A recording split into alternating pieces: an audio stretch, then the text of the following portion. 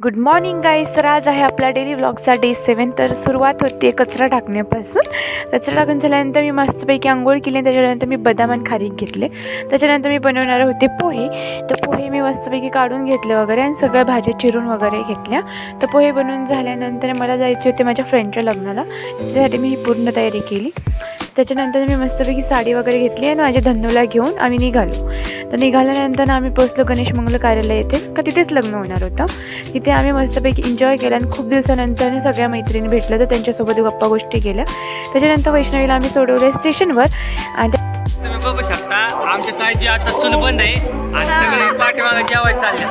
सगळ्यांच्या घराची चूल बंद आहे आता. तुम्ही बघू शकता दार बिर बघा कशी लावलेली बघू शकता. आणि सगळेचे सगळे जेवायला गेले. आज कुणाचाही स्वयंपाक झालेला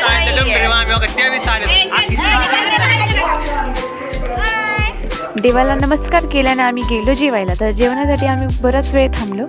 पण तुम्हाला सांगू का, तर बाहेर खाण्याची नाही मज्जाच वेगळी असते.